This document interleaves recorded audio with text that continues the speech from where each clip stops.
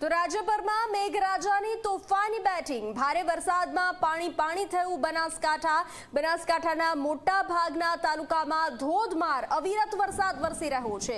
રાજ્યમાં સૌથી વધુ બનાસકાંઠાના સુઈ ગામમાં 16.25 ઇંચ 16.25 ઇંચ વરસાદ ખાબક્યો છે। ભાભરમાં 13, વાવમાં 13.25 ઇંચ વરસાદ વરસ્યો તો કચ્છના રાપરમાં પણ 12.5 ઇંચ વરસાદ વરસ્યો છે।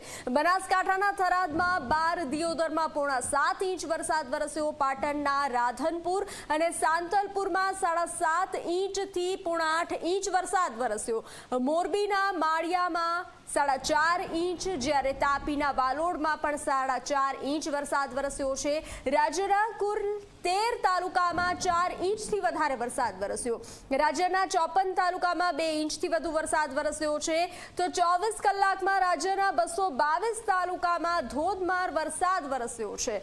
તો જે રીતે મેઘરાજા ધમાકેદાર બેટિંગ કરી રહ્યા છે, રાજ્યના કુલ 13 તાલુકામાં 2 ઇંચથી વધુ વરસાદ, રાજ્યના 54 તાલુકામાં 2 ઇંચથી વધુ વરસાદ, કુલ 24 કલાકમાં રાજ્યના 222 તાલુકામાં વરસાદ વરસ્યો છે।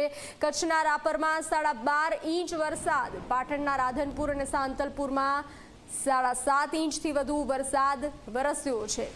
અવિરત મેઘરાજા વરસી રહ્યા છે। રાજ્ય પર જે રીતે સિસ્ટમ સક્રિય છે, હજુ આજે પણ મેઘરાજાની ધમાકેદાર બેટિંગ થઈ શકે છે। રેડ એલર્ટ આપવામાં આવ્યું છે।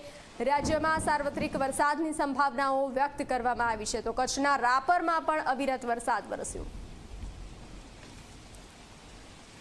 ખૂબ સારું ચોમાસું રહ્યું છે અને 100%થી પણ અધિક વરસાદ સૌરાષ્ટ્રને બાદ કરતા થયો છે અને સૌરાષ્ટ્રની અંદર લગભગ 93થી 94% વરસાદ જે સિઝનનો હોવો જોઈએ એટલો થયો છે। આમ એકંદરે વરસાદની સ્થિતિ, બાંધોની સ્થિતિ, પાણીના સંગ્રહની સ્થિતિ, તળાવોમાં ભરેલા પાણીની સ્થિતિ એકંદરે ખૂબ જ સંતોષપૂર્ણ આ વખતે રહી છે અને આ વખતનું ચોમાસું એ ખૂબ સારું ગુજરાત માટે સંદેશો લઈને આવ્યું છે।